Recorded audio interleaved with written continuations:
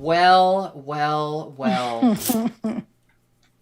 Look who's coming to dinner. If it isn't Angie Healey. Hi, Eileen. I brought nothing. That's okay. I brought nothing too. We both consistently didn't show up. Yeah. So I wish thanks I'd so have much known. for joining me tonight on such Thank short you. notice. I'm so happy that you asked. I'm so happy to be here. Yes, so for those of you who don't know, Angie is the founder of Chatterbox Productions and is a glorious, resplendent queer with whom I've had the pleasure of working many, many times over the years. Angie, how long have you been doing Chatterbox? So I have been doing Chatterbox for less than a year. It was kind of Oh, it's a recent thing. Here yeah, I it's a was recent just thing. thinking, Eileen, I've been doing it for 10 years and you just Like, didn't know the you're name. fucking up. Why aren't you keeping up on my shit? Oh, no. No, it's a relatively new thing. As I think the first like Chatterbox Productions was a benefit for the Ohio Name Change microgrants and Franklinton Pride event. I think that was the first. Fabulous. And I felt like I needed to call it something.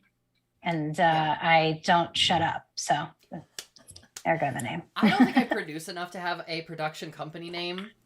Me neither.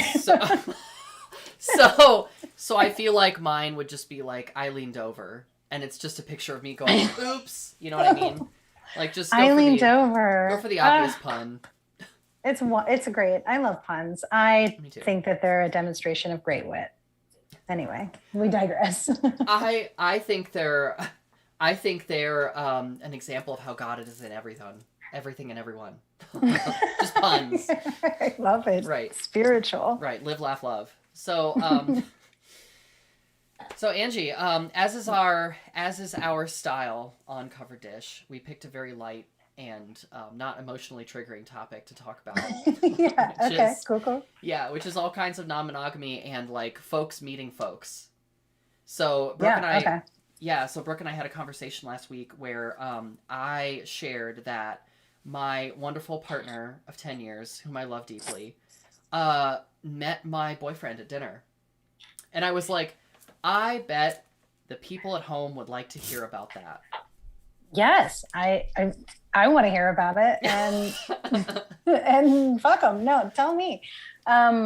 Okay, was this a planned meeting? Like, I'm curious on details. Yes, it was so planned. There were 5 versions of the plan. There was a Google Doc going back until September. Wise. Yeah, it was sent. It went through many approval stages because everyone. I feel like you can't surprise people with that. It has to be very not predicted. It has to be. You don't want people to have unpleasant surprises and be blindsided. You know. Yes, because it's very emotional. So it starts out with jokes, right? You bring it up casually, and it's like, what if I'm gonna call him Brandon. His name is not Brandon. I was like, oh my god, what if Brandon came over, and then we have to sit with it, right, for a day or two. Yeah, we have to be like, oh shit, because I'm surprised it came out of my mouth. He knew about Brandon before, but we had to like, so what does Brandon do? What are Brandon's interests? You know, like, what do you like about him? And then you peel back the onion layers to get more and more vulnerable until it's like, and then you have to deal with the threats, right? You have to disarm all of the mines in the minefield. It's like a game of Minesweeper. It's like reverse Minesweeper, where you have to make the level lower and lower, make it easier and easier for the meeting to happen. So to be like, okay, walk me through the feelings you're having. Like, what is feeling threatening right now? And so eventually, I was trying to get both sides to agree to this. It wasn't like we need to make this happen right now. There was no urgency, but one day it just happened. It was very sort of like, hey, what if I just came over right now? Haha. And we were like, we have nothing going on. I can make you some dinner. And then it just happened. But you know, I think importantly, it was the culmination of all these really important incremental conversations. Yeah, which I really, really appreciate you taking the time to have. I have like limited, well, not limited, but I would say less non-monogamous experience in relationships for like you and Brooke, and even like Brooke asked her, I was like, I mean, I'm like mostly monogamous, but I can speak to sometimes. And I have an experience of a relationship where we had kind of moved into a non-monogamous existence, kind of through some like backdoor manipulation, as I retrospectively, sit with it. But I was surprised meeting a partner of theirs by them just like being in my house, like when I came home without my other part. They had like given them a key and was like, I'm doing XYZ, you can like go. And they were just like making a box of like Annie's macaroni and cheese bunnies in my kitchen, in my house. I was just like, oh, hey. And I was just like, nightmare. What? Like, I wish I knew like a cool martial art so that I could have just like been like, Yeah, you're like Krav Maga. You. Yeah, like, yes, you need to. Reverse armbar. Get out of my house. You put those Annie's bunnies down. Put those Annie's bunnies down. But because I don't, I just kind of was like, yeah, okay. I'm going to go in this room and shut the door. Yeah, we just did the ancestral alarm of like wasps, which is just like, Yeah. So, okay. So it was planned. Ooh. How did the meeting go? Okay. So I think I overcompensated by trying to act super chill and natural. And so I'm like asking everyone how the food is 5 times and it's just making it worse. No worries, cats. Like, I think it's a little dry. Are you sure it's not dry? And they're like, everything's fine. I think in hindsight, I was probably the most freaked out of everyone. Because I didn't know how... I knew how to prepare myself on paper. I did not know how to prepare my head for it. Okay. And I think I had built it up so much. I was like, the stakes are so high. And the success or failure of it, in my head, was completely all going to be on... It was my fault. Whatever happened was going to be my fault, right? So, if you... Dear viewers, get in the chat if you've ever had this kind of... Charlotte Bellin says ancestral wasp sound. Thank you. Thank you for hearing us. Thank you for seeing us. It's real. It's just like, don't freak out too much about it. Like, as long as you've talked about it beforehand and you're not, like, blindsiding people with stuff, it's probably going to go way better than you think it is. Now, I'll put a caveat on that, which is, like, have you talked about non-monogamy before? Is this something that you're both in for? Because if you're not both receptive to the idea, if one person is just like, I love you and I'm going to try to go along with it because I think that's what you want, like, mama, it's not going to work. The call is coming from inside the house, right? Like, yes, can confirm. That is going to be setting you up for failure, for sure. Yeah. Yeah, absolutely. Ooh. And it seems so obvious, you know what I mean? Like, I feel like even, as you say that, I'm like, yeah, doy, but it really, it's not... It's easy to, when you love and you care for someone, to try to like meet their needs and like be on their level. And, I feel like I'm an open-minded enough person that I've always been like, yeah, we can try it out. Sure. Whatever. Yeah. And then I tend to always, I always pursue like sexual relationships with other people and like, still just kind of have a romantic relationship with my partner until like, that just becomes a stress because, it's not really what I really want. So you think that it's obvious, but it's easy to try to. Yeah. Well, if you're in a long-term relationship, you get to a point where like, oh, we know each other so well, I think we all get to this place of implicit mind reading and then we have to remember, oh, we can't actually do that. Like I'm checking my checking my character sheet and it's not on here. Like why did I think I had mind reading? And so it's also I think partly about building in the practice of checking in and once you like have agreements in a relationship, that's not a contract that never changes, right? You gotta open it back up, keep talking about it, and say, are these still the things we both agree on? Yeah. Because even after we had dinner. Yeah. And we didn't plan out the schedule of the evening because I didn't think we needed to. And, in hindsight, we probably didn't need to. But then my partner was like, okay, I'm gonna go to bed and like, carry on without me, whatever. And so then me and Brandon. Thank you. You bitch, you don't even remember Brandon's name. Wow. Yeah, I know, I'm the worst. So me and Brandon are left to our own devices, and we're kind of like, okay, I don't even know, like, me, Eileen, I don't even know what is appropriate in this situation because we haven't discussed anything beforehand. So, like, we made out just a little bit, and then I felt very strange. I was like, Alice in the drink me potion. I was like, I feel so strange. And then I was like, we need to wrap it up because I don't know what's going to happen from here, Yeah.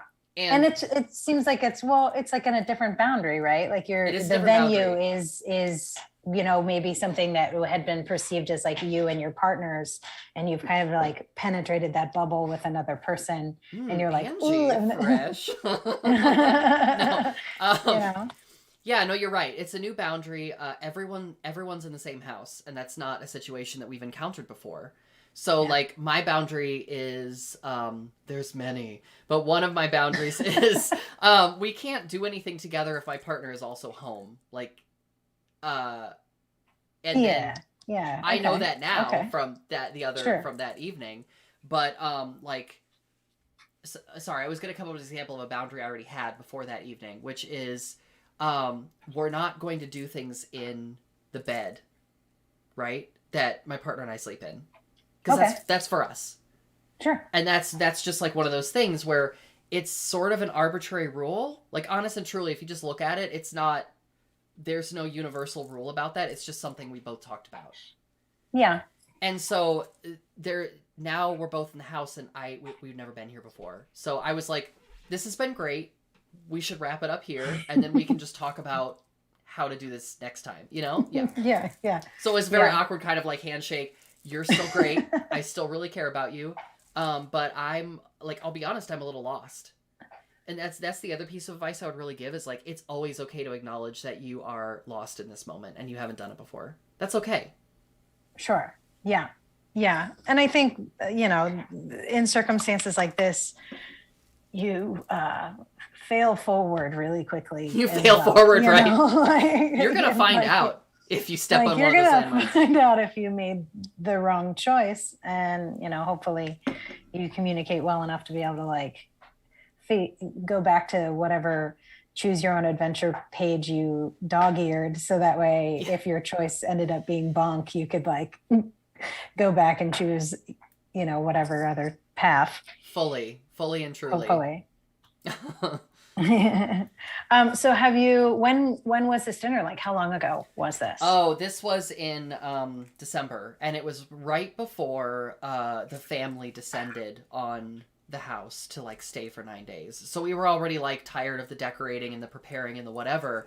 So I'm actually amazed that we came out of that night relatively unscathed emotionally, because tensions were already a little high, but it was a few weeks ago.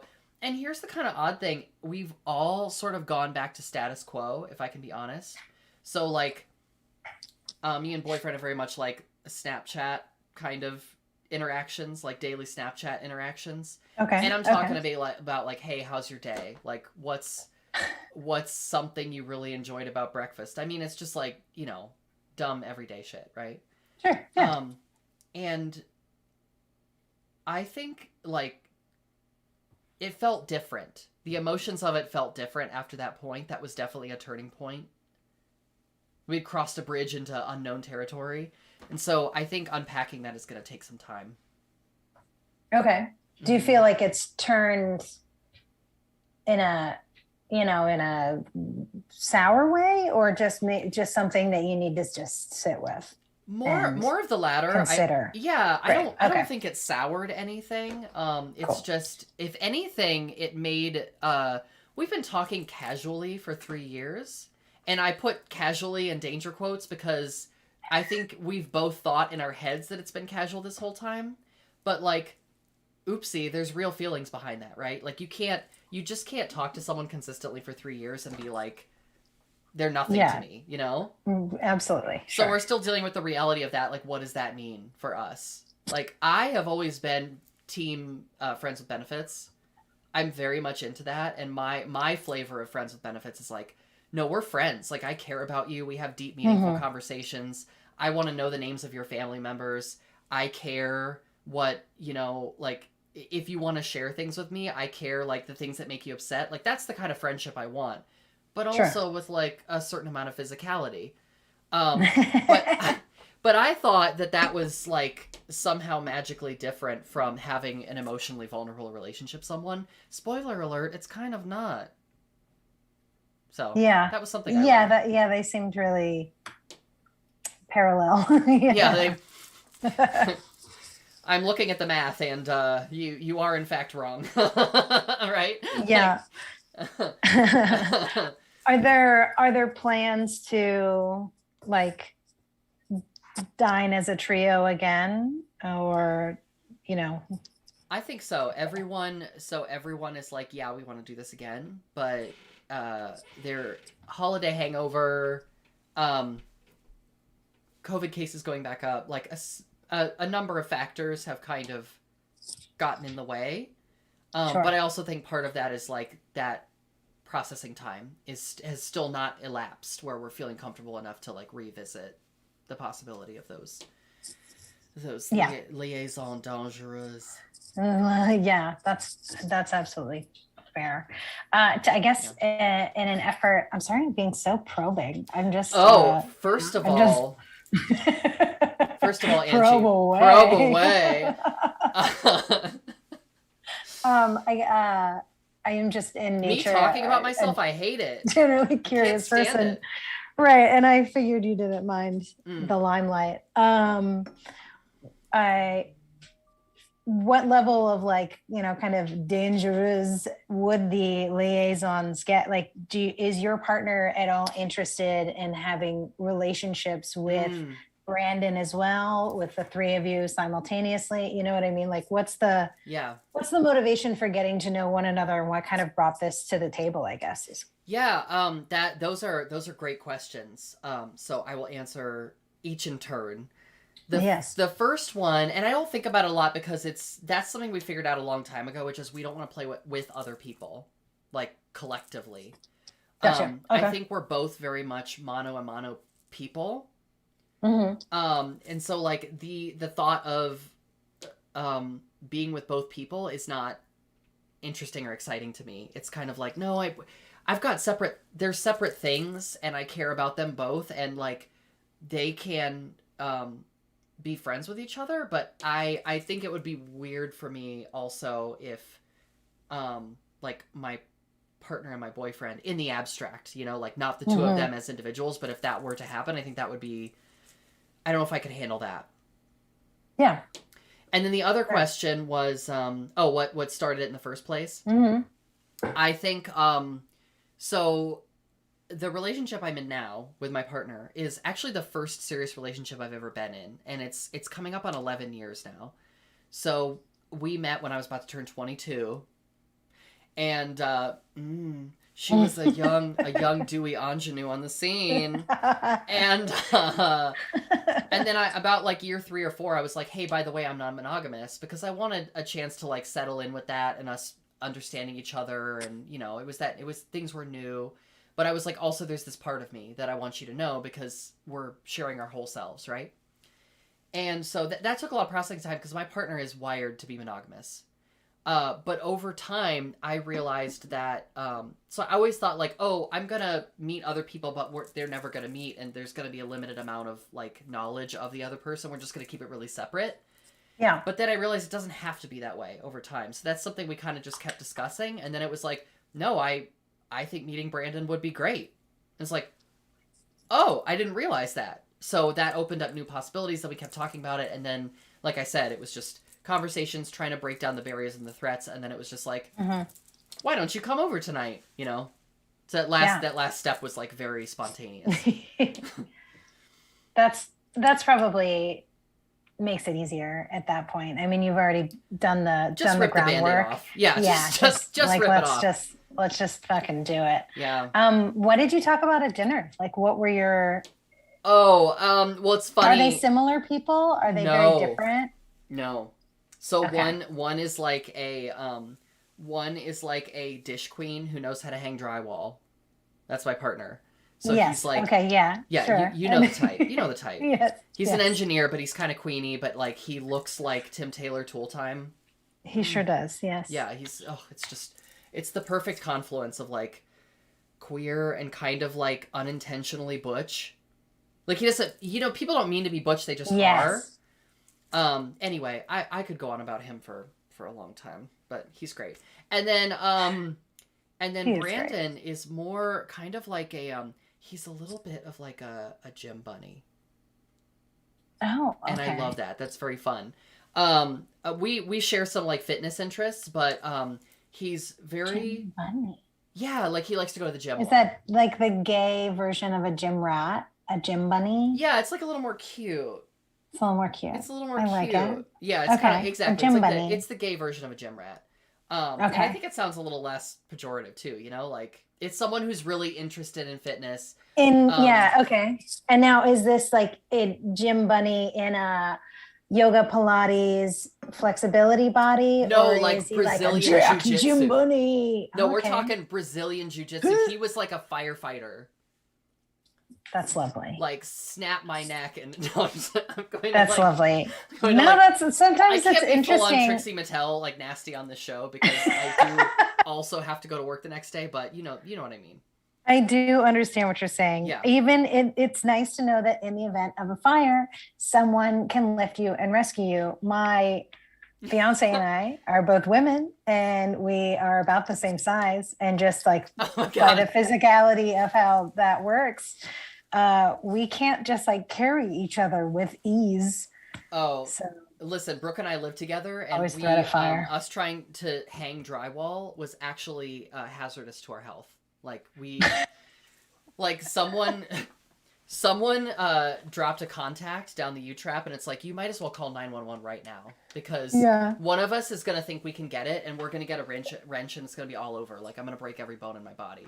Yes. Also, the phrase "hang drywall" in my head sounded very like sexual, as if I don't know, like dry clam bumping or something, like hanging drywall. But anywho, Okay.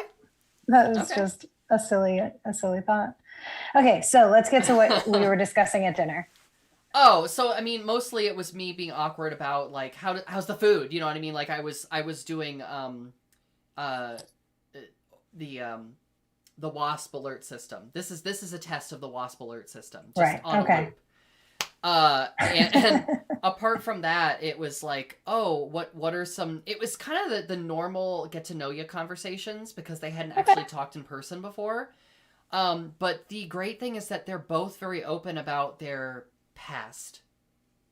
So like, yeah. So James was telling stories about his oh my God, Brandon. You mean Brandon? Well, luckily for us, James is a very common name, so It's great, and it's not like So we're we don't live. yeah, it's We not. can Fix do it in post. So anyway, telling stories from work, talking about like discovering shared histories. You know, Okay. like you did. Oh, I did that too. You know, like I lived there for a little bit. Oh, I'm from a, sort of, I grew up Irish Catholic. Oh, I'm Episcopalian. Like, let's talk about religion. Like, just normal stuff that people stumble upon in a first conversation. Yeah, But there was one moment. There was especially one spicy moment where it was like, so Eileen says that you're, that you know what you're doing or something like that. And I was like, okay, let's change the subject. But I took that, unpleasant for me, let me tell you, but I would take that as a sign of comfort. Because after that joke was made, nobody was like, check please, nobody left. Nobody stormed out. Nobody punched each other in the face. It was just kind of like, oh, ha, ha, ha. And They you seemed just to be like way more comfortable put it about out than on I the was. table. Yeah. Just it's a verbal, just, whip it out. Figuratively. Figuratively, yes, please. We're at dinner, Maybe literally, we're at home. We can clear the plates. Yeah. Okay, well, that's great. That sounds like really, I'm really happy for you that that went well. And it seems like it's going to continue to kind of like allow a further relationship to foster. You know? I think there's more potential there. It is, I won't say it was like perfect. It wasn't perfectly easy or comfortable, but it was like, oh, this is possible, you know? It was encouraging. So, Angie, before we go, I've talked a lot about me. So, I was interested. Well, you know, you can always call me up and ask me anything you want, but yeah, do you have any stories of meetings between folks, any lessons learned that you would like to share with our viewers, our dear viewers? I've not met a lot of circumstances where they have intentionally run into one another. There's been like outings where it's been like, oh, I'm going to go out with, you know, this other person that I'm seeing. Oh, you're going out with this person you're seeing as well. Oh, that's great. And because like our communities are so insular, we've like found ourselves at the same event. Oh my God. And just had to be like, okay, just I guess dance and look over here because it feels weird. And I'm gonna keep staring if it's in my like field of vision because I'm just like a curious, nosy person, you know. Oh my like God. I just want to like find out how they interact. But then, you know, sometimes I feel strangely or nothing at all about it, and you know, it depends on. Well, that sounds like the advanced course, like being out and observing two people. Like, did they know that they had this common connection, which was you, or did they like not know and you were like, oh, yeah, they've known that, you know, or like they were aware. Yeah, we were like each out with separate folks that we were aware of, but there had never been a meeting. And so it's just sort of like, we're not prepared to have this meeting. So we're just going to like wave and like move on, you know? Yeah. Yeah. It just seemed smarter to just be like polite in, you know, in generalities and just kind of avoid one another. Yeah, like it's pulling focus. We got to get back. We got to get back to the scheduled activities. Right, exactly. Because it's like, well, I bought tickets for this dance party too, so like I'm not leaving. You know, like, right, like we gotta go. That's kind of been the bulk of my experiences have just been like people being like, oh. But I do really love and enjoy that look in that moment, whether it's intentional or not. I enjoy watching people like kind of like size another person up. Oh. In like a, you know what I mean? In like a second, and not in like a vicious way. Like people aren't like, you know, but like. I wish I had opera glasses to just be like. Yeah. I just wish I had opera glasses. Like I just think they would be great. Full stop. You know what I wish? I wish I had opera glasses. Yeah, but that's always really entertaining to kind of witness and see how they bear witness. Yeah. I remember going to Wall Street and thinking, oh my God, I'm so glad that I date daddies who are software engineers because they never go out and they're not in this scene. The Columbus scene is so small. Oh, like you literally go to a bar and you trip over 3 of your exes. It really is. It's very small. It's like pretty, it's growing in even in some areas of like inclusivity. Like it needs work in a general sense, I think. But yeah, it's really small and you just run into the same folks. I thought I hadn't actually dated that many people in Columbus until I go out and then I'm just like, oh, hi, hi, there you are, hello. Right. But then I learned better. Yeah, but there aren't like issues, you know, nobody's throwing paint at me or anything. Oh yeah. But I mean, this is true of any community. I think queer communities are like, we form these insular spaces for each other. Yeah, but then we constantly run into each other. So we have to learn we have to learn how to like keep safe, responsible space for protect and explore. You know, like we need to like grow like a little bit at a time. Yes, you know? We need some community agreements. As soon as I said that, I didn't like it. That just sounds like an administrative nightmare. Sounds like something you said. You know, knocking door to door. Oh no! Surveying. Oh no! Yeah. Well, before we go, Angie, we are nearly at the end of our time. Where can folks catch you next? What are you up to? What's on the books? What am I up to? America wants to know.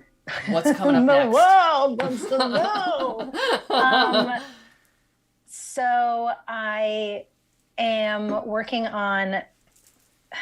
Well, next there's something I'm on a compliment battle.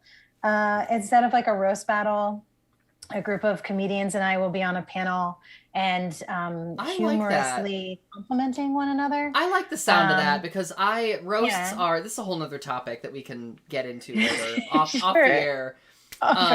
Yeah, I have a problem with roasts, but go on. Compliment battle.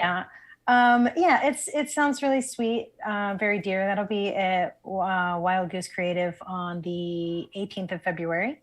And then I literally have 2 versions of my calendar sitting right in front of me and I refuse to look at them. And then another show with looking forward to with great anticipation is going to be March 26th, our show with Brooke Cardis, a covered dish Chatterbox comedy combo. Love that alliteration. Raising money to benefit. Collaboration. Yes. And we'll be raising money that's going to go to Ohio Name Change microgrants, which you should check out their website, and we can save time on explaining all of the details. Yes. But it's going to be a great time. Comedy burlesque. Go to Ohio Name Change microgrants.org or com? .org. .org. Help me out, chat. Just check it out. Yeah, just check out Ohio Name Change microgrants. You'll find it. We're going to be at the Vanderelli Room on March 26th, and we're going to provide all kinds of resources to navigate the woefully complicated and frustrating name change process for trans people. But we're also going to have great comedy and burlesque, so we better see you there. The event's not live yet, but stay tuned. We will have information. Stay tuned. Merch to come, raffle prizes, so many things. My wonderful partner, based on a really stupid joke that I tell, has created some beautiful creatures. Oh my God. Okay, we're going to use the dish cam. We are using the dish cam for this. Vulvas with wigs. This is what we came here for. This is what we came here for. Is this not the content that you subscribe to this channel for? Yeah, absolutely. I mean, like, look at these pigtails. Oh my God, baby How spice. Cute is this? It is. That's what we call it. We call it spicy baby. Shut up. They all have names. Trademark. If that isn't baby spice, I don't know what is. Yeah, so you can get yourself a vulva with wig. Oh my God, I picture SpongeBob drawing on his fingers with Sharpie, going, "The gang's all here," but it's just vulvas. Angie, thank you so much once again for joining us, and thank all of you for joining us at home.